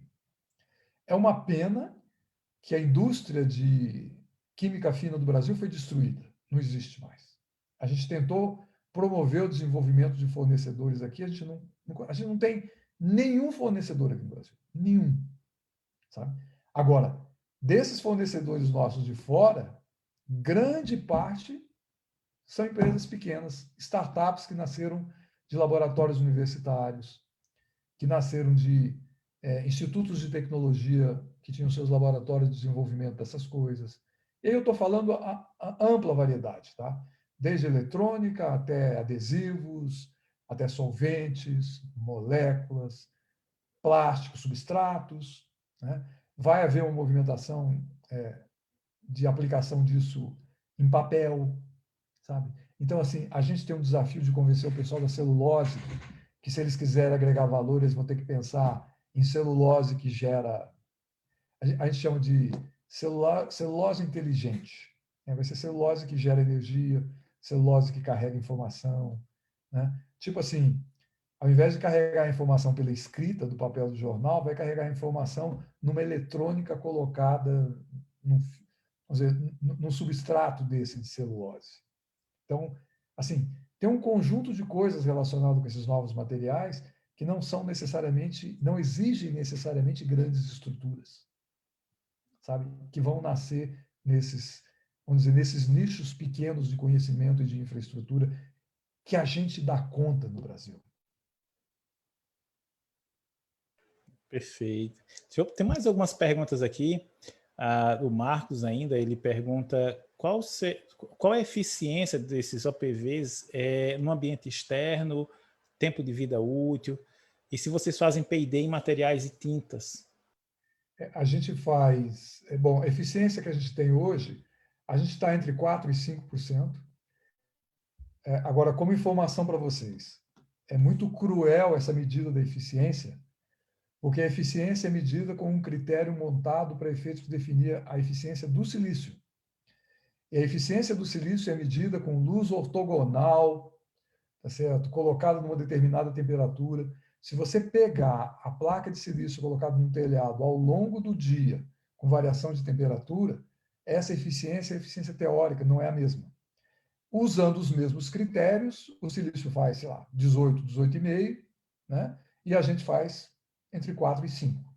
Tá? O que acontece com o OPV? O OPV ele gera com a luz em qualquer posição. Porque como a gente está falando de um meio em que essas moléculas estão soltas, né, e agitadas, se movimentando, qualquer raio de luz encontra uma posição para ser absorvida pela molécula. Então, por isso é que o grande benefício dela, indoor, porque ela captura luz difusa, porque ela captura isso no nanonível, ok? Então, assim, funciona isso aí dessa forma, muito bem, né?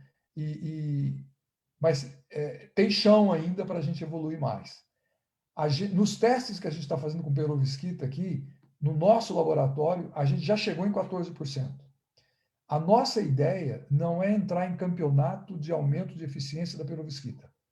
É fazer um híbrido da perovskita com o OPV para que a gente tenha uma melhoria da performance do OPV sem necessariamente chegar numa perovskita, vamos dizer, pura.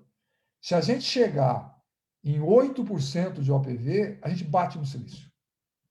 Por essas coisas que eu descrevi para vocês. Tinha uma outra pergunta?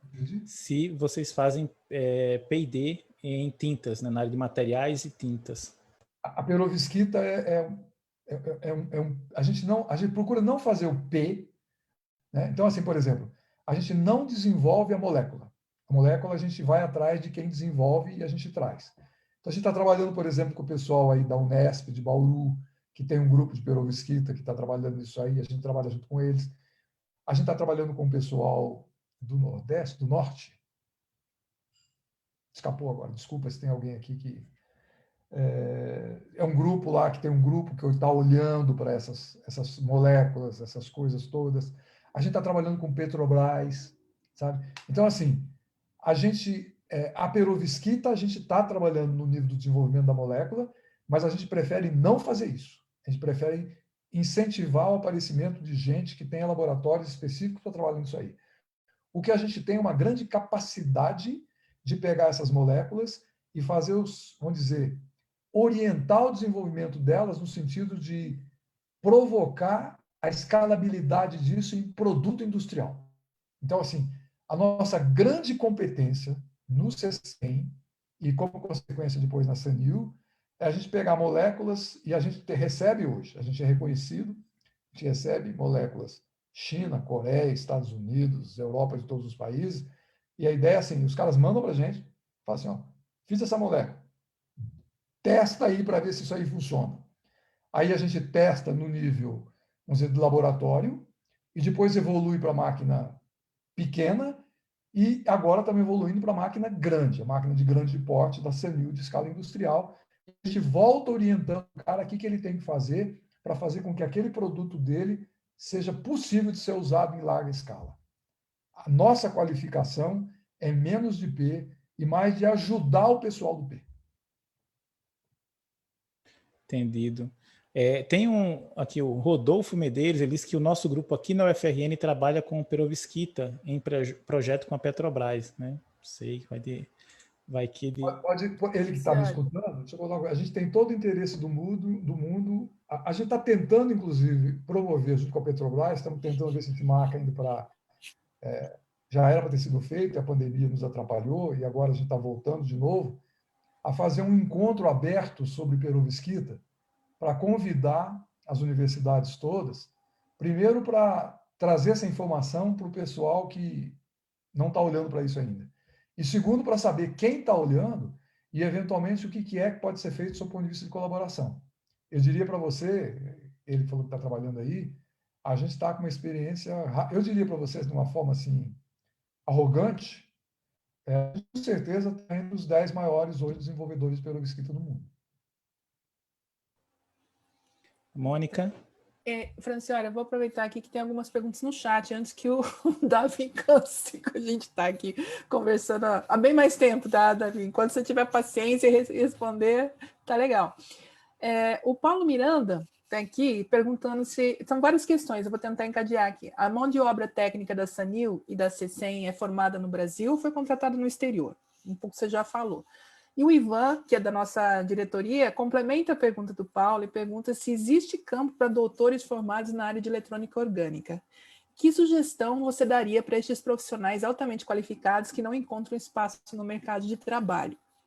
E, finalmente, a Diana Finkler pergunta como você conduziu o processo de certificação de produtos para levar ao mercado, que uma vez que são produtos que não existem e foram criados pela empresa, quais as dificuldades? Então, alguns perguntam sobre a questão da formação de mão de obra na empresa e outras sobre os produtos.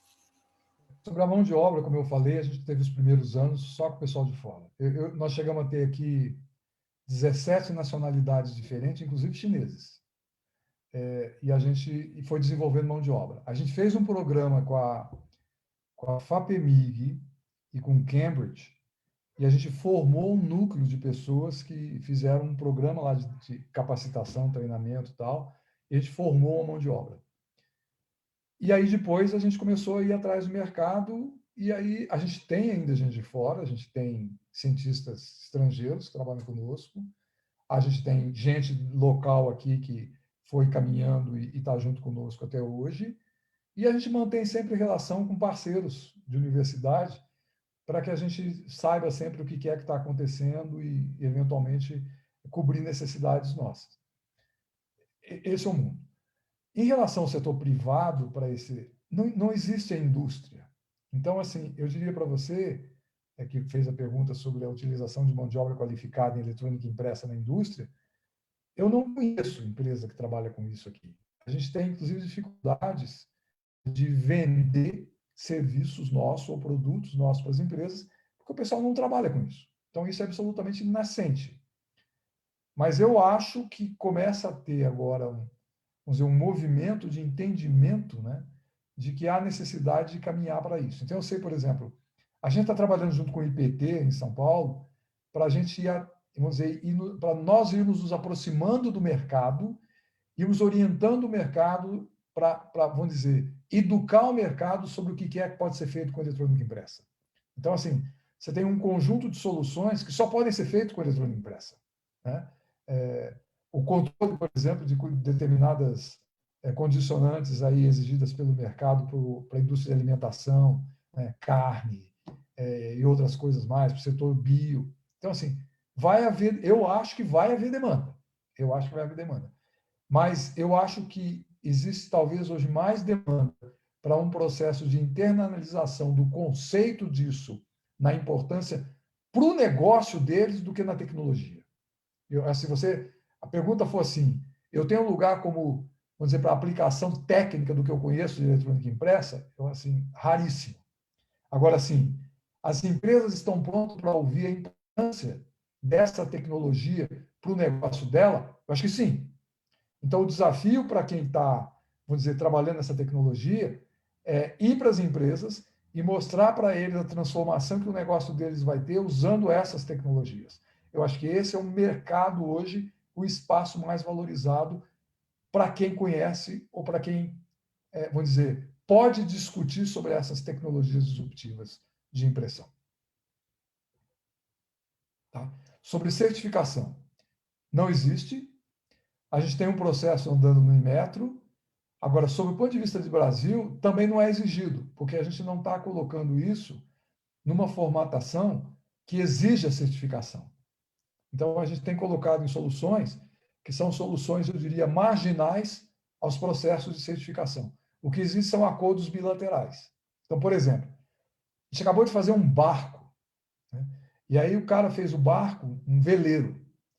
E aí o cara veio e queria fazer. Ele falou assim, ó, escuta, eu não consigo garantir nada. O cara pegou e falou assim, não tem importância, eu quero fazer assim mesmo. Ó, não garanto nada, não tem importância. Então, assina aqui. O cara fez um barco. Então tem aí, acho que está no YouTube, o cara está com um veleiro que ele está programando fazer uma viagem e tal. Ele colocou o APV, está inserido no casco do veleiro, sabe? Ele foi, na verdade, ele não foi impresso, mas ele foi selado pelo aquele material usado para fazer o casco, e ele foi selado internamente no casco do veleiro. Então, assim, nós estamos numa fase ainda que é uma fase de descobrimento das limitações e das possibilidades, e aí, assim, a gente vai estar evoluindo. Nos Estados Unidos, a gente não pode fazer assim. Então, nos Estados Unidos, a gente está trabalhando em certificação. A gente tem lá um parceiro que a gente mandou produtos para ele, e ele está trabalhando lá em certificação de mercado, porque lá a gente não consegue se movimentar no mercado sem estar absolutamente certificado com o número de registro, esse tipo de coisa. Aqui a gente entrou, está no Inmetro no processo, mas vocês sabem como é que é, ou devem saber como é que é um processo de certificação do Inmetro. Tem mais, Mônica, aí? Eu tenho um comentário e uma pergunta que eu queria fazer. Um é que você falou do Ernesto Bauru e o Carlos Graef está aqui desde o começo, ouvindo e comentando o que você está falando no chat, depois você dá uma olhada. E a outra é da perovskita, e realmente é um material que está bombando, e inclusive é um comentário até uma piada, mas tem um colega nosso lá, o Cícero Senna, que tem uma cachorra chamada perovskita, para você ver como o material está bem inserido na comunidade. Mas a minha pergunta é um pouco na questão da questão ambiental. As perovskitas que eu conheço geralmente são com metais, elementos pesados. Existe algum material um pouco mais ambientalmente correto nessa área? O que vocês estão... Porque você perde um pouco a questão da sustentabilidade, né? Existe muita gente trabalhando nisso. Tinha um encontro anual específico, tá? O último que a gente participou foi em 2019, onde apareceram lá uma série de pessoas mostrando experimentos que foram feitos em substituição desses, vamos dizer, metais mais contaminantes. Ainda tem coisa ainda que hoje não se consegue fazer, mas existe uma série de trabalhos sendo feitos na busca de substituição. Como a gente confia nos cientistas, a gente acha que isso vai ser resolvido. Tá? Sob o ponto de vista de curto prazo, a gente está trabalhando com a hipótese de uso desses materiais de uma forma selada. Então, assim, existem, principalmente no low light, onde a gente está falando de microvoltagem ou nanovoltagem, há a possibilidade de você fazer a selagem desse material não se importando com o que está lá dentro. Então, assim, eu diria que em dois níveis. No curto prazo, isso não vai ser resolvido e vai precisar você encontrar uma forma de selagem, e aí a gente está falando de coisas de escala menor. No longo prazo, a gente acredita que vai ser resolvido. Posso contar para vocês, assim, a experiência que a gente teve no OPV, quando a gente começou, tinha uma série de coisas que não dava para fazer, e hoje já dá. Você entendeu? Então, assim, a gente acredita que há uma movimentação e de investimentos, vamos dizer, intelectuais e financeiros que vão encontrar uma forma de resolver esse problema. Que ótimo saber que você confia nos cientistas. Eu acho que a Verônica tem mais uma questão, Francioli. Isso. Sim, Se a gente não confiar na ciência, a gente vai confiar em quem? Confiar em quem? Isso não é geral, né? Sabe? Sim, aqui a pergunta é sobre os produtos da Sanews. Preço, você comentou que é mais caro que o silício, mas estão perguntando. Durabilidade e descarte residual dos produtos. O descarte residual não tem problema, isso é reciclável, tá? É plástico, PET, pega e pica e joga fora, ou faz o que você quiser. O que é feito com o PET, faz com ela. Tá? Sob ponto de vista de tempo, aí depende da aplicação. A gente tem, por exemplo, a fachada da TOTUS, que é na sede da TOTUS em São Paulo, já vai para 6 anos. Está lá. Ok? A gente tem coisas colocadas que não duraram 6 meses. Tá? Então, assim, depende da aplicação. Assim, a gente hoje está buscando soluções que a gente possa garantir, tá, de que ela tem uma vida média, assim, entre 2 e 3 anos garantido no que eles chamam de T80, que é a queda para 80% de eficiência. Então, a gente está buscando aplicações nesse nível. Tá? O preço nosso hoje, ordem de grandeza, está saindo entre R$ 1.200 e R$ 1.400 o metro quadrado. Um metro quadrado gera alguma coisa entre 40 e 50 watts. Então, sob o ponto de vista de watts, ainda é caro. Agora, lembre que a gente está gerando energia onde ele não geraria. Tá? Ou a gente está possibilitando ter uma geração de energia num local que seria impossível. Porque a gente pega um rolo, enrola ele, você coloca na mochila e você caminha no meio da mata, e aí lá no meio da mata, com o teu celular, se você quiser carregar, você abre o teu filme e ele vai estar carregando. O silício você não carrega. A gente brinca aqui que um rolo de OPV tem 100 metros, ele é equivalente a um container de silício. Eu não sei quantas toneladas tem. O rolo tem 200 quilos. Diferença significativa. Tem mais alguma pergunta? Eu tenho algumas perguntas aqui no Q&A. Acho que já foram respondidas ao longo da fala do... Se tem alguma que você vê aí, Francioli? Tem algumas aqui eu já retirei, que foram removidas, né? Já foram respondidas, aliás. Deixa eu ver, o Vitor Mingroni pergunta, pensando em um aperfeiçoamento do método de obtenção de energia através dos OPVs, com barateamento significativo dessa tecnologia, como as indústrias poderiam visar um lucro? Acho que você respondeu também, né, que a energia se torna um commodity, né, e ela começa a produzir, então, algo com maior valor agregado, né? Quem vai ganhar não é a indústria, quem vai ganhar por exemplo, vai ganhar a indústria que estiver sempre à frente. O exemplo que a gente tem aqui é informática, processador, tá certo? Você tem uma Intel que fabrica processador, ele está sempre evoluindo, esse ganha dinheiro, né? Agora, ninguém mais ganha dinheiro, além desses caras, produzindo processador. Quem ganha dinheiro é quem usa o processador para fazer alguma coisa. Entendeu? Talvez aqui eu vou colocar uma proposta para vocês, talvez, assim, eu estou vendo aí que deve ter se tiver muita gente relacionada com perovskita, materiais, talvez valha a pena a gente pensar na possibilidade da gente organizar algum tipo de evento desse tipo aqui, e aí eu trago o pessoal técnico nosso para fazer uma apresentação específica sobre perovskita, né? Ou melhor, para fazer uma conversa específica sobre perovskita, tá certo? Juntando aí gente que tem interesse vamos dizer, para cada um saber o que o outro está fazendo. Não só uma apresentação direta nossa, mas tipo uma mesa redonda de de apresentação de grupos que estão fazendo isso. A gente iria amar um negócio desse. Trabalhar um incentivo à cadeia produtiva, né, da perovskita. Na realidade, eu ia sugerir que a gente leve isso para o nosso evento e faça de repente, um brainstorm, uma mesa redonda ali com você como convidado. De repente, pode ser uma ideia. Porque nós temos simpósios em energia, né? Eu estava até tentando abrir aqui o programa do evento, mas o perovskita com certeza vai estar ali. E a gente pode patrocinar isso dentro da comunidade, porque o pessoal que trabalha nessa área está dentro da SBPmate. Nossa, seria ótimo. Como esse é um material, vamos dizer, extremamente atrativo, sob o ponto de vista de interesse, né, de desafio intelectual, né? E aí o nosso homem lá é Diego, que vocês têm relação também. Sim. O Diego domina isso.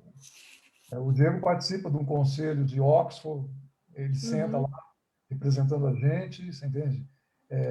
Vamos falar com o Diego, então, né, Francioli? Porque a gente Sem quer... dúvida.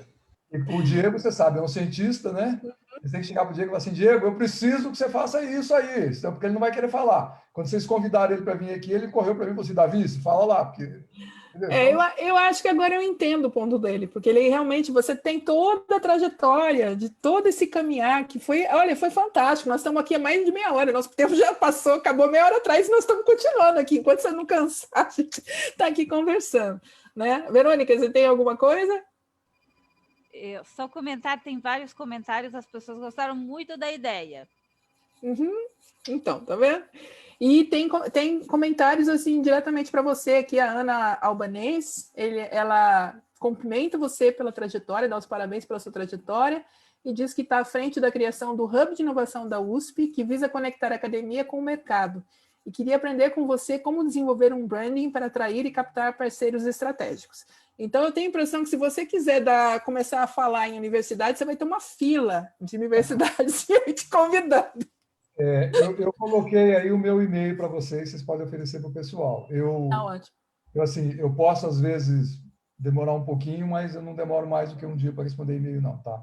Então, assim, maravilhoso, Davi. Para quem quiser, sinta-se livre. Até para negar coisas, mas eu respondo. O Graef está falando que o Diego é excepcional, que é uma excelente ideia para a gente aproveitar o encontro da SBPmate, e ele lembra também que uma premiada, quer dizer, alguém que recebeu o prêmio, que a gente tem esses prêmios, inclusive eu cantei o Diego para ver se ele não podia financiar uns prêmios para os nossos alunos, para os estudantes. Uma premiada da SBPmate trabalha nas perovskitas da CC em Brasil, a Silvia Fernandes. A Silvia.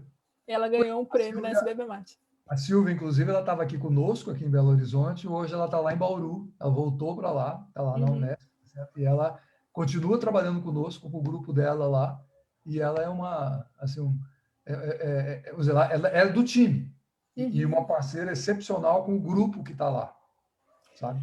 Eu acho que uma coisa que você tem, assim, uma experiência enorme é como cruzar a barreira, porque realmente a universidade, é minha impressão, e por isso que até a gente gosta de promover essa interação, é que a gente vive numa bolha que se consolidou mais ao longo de vários anos e perdemos a capacidade de conversar com a sociedade, infelizmente. Isso é uma das falhas nossas que acabou ocorrendo. Então, isso é uma coisa, isso é uma necessidade. A gente precisa estabelecer alguma forma de diálogo mais consistente, não só através de... A gente tem agentes de inovação nas universidades, mas acaba sendo um caminho de percolação, praticamente, né? Não tanto uma linha de diálogo bem estabelecida. Então... Eu sou muito crítico em relação a gente terceirizar a representação, sabe? Tanto como cidadão, como empresário. Eu gosto muito das instituições representativas, mas eu acho que eu tenho um conceito mais tribal, assim, sabe? Aqui você tem uma tribo aqui que tem interesse e vocês se agrupam e vocês se movimentam, porque essas coisas institucionais, elas começam sempre de uma forma muito burocratizada, né? Aí começa com NDA, com MOU, com convencimento. Então, assim, e eu posso garantir para você que nesse mundo, vamos dizer, real dos negócios, as pessoas estão abertas a conversas. Assim, é óbvio que ninguém vai concordar, vai fazer, não, mas vai ouvir, você entende? E acho que, principalmente em relação à orientação de futuro, esse diálogo que você falou que está ausente, ele é absolutamente necessário, porque, assim, se a gente continuar no caminho que a gente está, do modelo educacional nosso, estamos todos lascados. Porque quem está gastando dinheiro e investindo tempo e recurso financeiro, né, para fazer coisas que não servem para nada, e o pessoal que está fazendo coisas que exigem um determinado nível de conhecimento que não vai existir.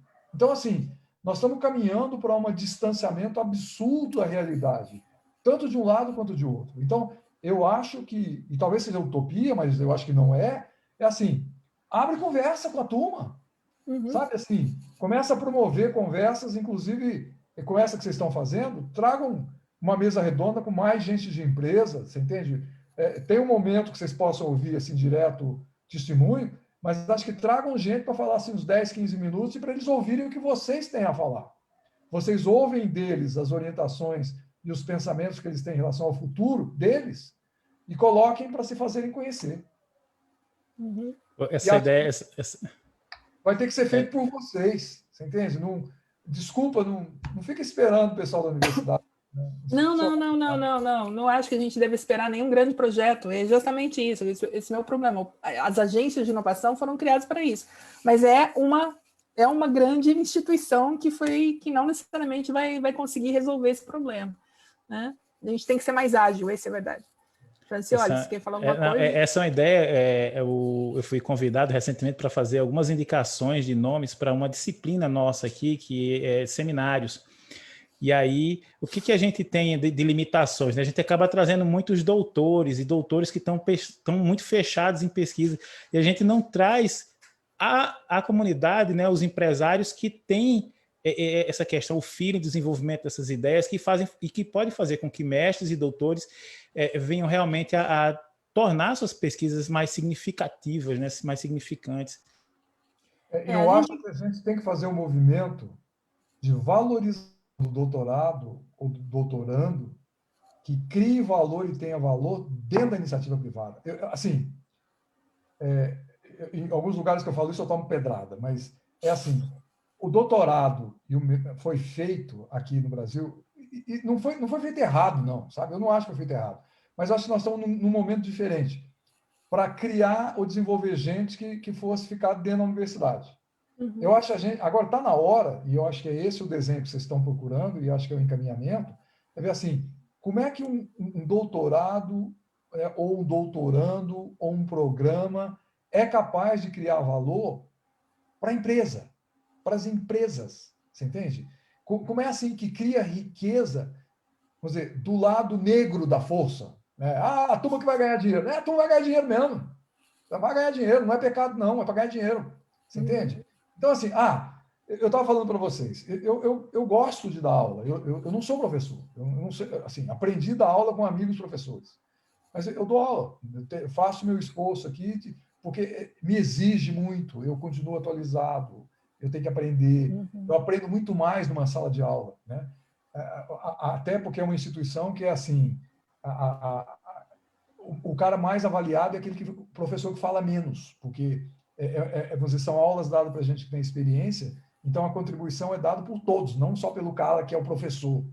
Não existe o professor, no sentido, né, assim, do jeito histórico, né, do que é o cara que vai estar com toda a verdade dentro da sala, né? A verdade e o conhecimento está com o grupo que está lá. Então, assim, eu acho que está na hora da gente tentar quebrar essa coisa e começar a desenvolver um modelo onde esses cursos, esses doutorados, esses programas estejam afinados com demandas e necessidades específicas das empresas. E não é fácil, porque vai ter que ter um processo de educação das empresas. Mas... E da universidade. Eu posso dizer que eu tenho sorte, né? O meu doutorado é um doutorado acadêmico para inovação, é desenvolvido junto de uma empresa aqui em Catalão, junto com alguns outros amigos também que estão fazendo. Então, assim, a gente já tem esse viés, né, de empresa. Mas essa é uma cidade que já nasceu diferente, né?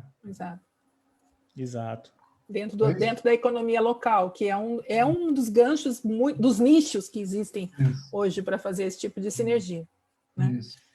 E acho que vale a pena para explorar esses nichos. Sim. É um setor que era excessivamente tradicional, não é isso? E que rompeu esse tradicionalismo, e aí nesse renascer dele, ou nesse nascer numa outra geografia, ele nasceu diferente. Então, assim, eu acho que esses exemplos precisam ser exaltados, entende? Para promover a mudança no legado. Sim. O legado é pesado. E a ampliação dos campi das universidades federais teve um pouco esse sentido, porque ela conseguiu instalar capacidades e geração de conhecimento em regiões que às vezes já tem alguma coisa ali que está sendo explorada. Eu conheço vários campos que são pequenos, mas que o pessoal vai lá e conhece. Olha, aqui tem uma indústria cerâmica que a gente pode explorar, aqui tem tal coisa. Bagaço do açaí, que dá para fazer no açaí. Então, você consegue, mas aí falta um pouco esse know-how de como conversar, muitas vezes, né? E isso acho que é o que a gente está tentando fazer aqui, talvez de uma forma extremamente amadora, Davi, de trazer essa conversa e abrir esse catálogo. Não. Deixa eu te contar, é assim. É assim que a gente faz também no meio privado. É assim. Nós não nos preocupamos com aquela solenidade, aquela coisa solene. Não, é assim. E acho, inclusive, inclusive assim, não precisa se preocupar com... Não, juntou a turma e conversa. E acho, inclusive, que é uma coisa incrível, mas eu acho que essa pandemia ela veio para fazer a quebra completa, né? Porque, assim, se fosse no outro momento, que vocês iam fazer um evento físico, ia ter que pegar um avião, ir ali. Eu não ia aceitar, eu não tenho tempo para fazer isso. Então, assim, a gente hoje está numa fase que a gente está facilitando muito a vida de todos, e todos estão mais disponíveis para oferecer sua contribuição, porque encaixam dentro de outras, vamos dizer, responsabilidades que ele consegue fazer. E diminui aquela, vamos dizer, aquela necessidade de ter que estar junto, de ter que viajar, de ter que estar lá fisicamente, ter que ficar num hotel. Você entende? Então, assim, aproveita e quebra isso. E não se preocupa com a formatação, não, Mônica. É juntar a turma. Que ótimo, Davi. Então tá bom, eu acho que a gente pode encerrar aqui, porque nós já estamos a 1h40. Mais, né? Fica o desafio, então a gente está aqui disponível. Não, mas olha, vamos continuar conversando aqui. Essa conversa não para aqui, tá? Já virou bate-papo, né? Para quem está assistindo aqui, a gente chegou a ter, acho que umas 80 pessoas assistindo, agora a gente ainda está com 50, 60. E o meu e-mail vocês podem passar para tudo. Tá, inclusive tem gente que perguntou aqui no chat, a gente vai passar. Você se prepare para responder os e-mails aí, Davi. Tá, eu queria agradecer você, em nome da SPP Mate, pela sua disponibilidade, por partilhar toda essa experiência, por dar esse show de conversa aqui, que eu realmente adorei. E queria, então, agradecer também a audiência, né? Lembrar da submissão dos resumos do nosso evento, né, pessoal? Vamos lá, ó. Vamos trabalhar nas perovskitas, inclusive. Né? Newton, quer falar alguma coisa? Só agradecer à SPP Mate e ao Davi. É fantástica a oportunidade de ouvir o lado empresarial da coisa, e é isso mesmo, diálogo. Vamos abrir diálogos. Acho que a gente tem muito a contribuir se a gente agir a partir de diálogo bem montado. Tá bom? Obrigado, Davi. Obrigado mesmo. Obrigado, Mônica. Obrigado, Verônica, Francioli, aos vocês. Muito obrigado. E meu agradecimento especial ao pessoal dos UCs, que são eles que estão fazendo aqui o grosso do trabalho, né? O Francioli, a gente está revezando aqui o host, mas hoje o Francioli ficou com a sua voz de locutor fazendo o trabalho, e a gente vai encerrando aqui a transmissão, e ainda temos uma live na semana que vem, né, Verônica? Que a gente conseguiu encaixar aí, que é uma coisa diferente, e principalmente mais uma mulher empreendedora, que é muito bom também, certo? Então tá bom. Gente, prazer ver vocês, vemos vocês de novo na segunda... Não, hoje é quarta, na segunda-feira, eu estou meio perdido no tempo e no espaço. Se cuidem. Tá bom. Se cuidem todos aí, cuidado lá fora com... Vocês sabem o quê, tá? Até mais. Eu vou parar a transmissão aqui, então.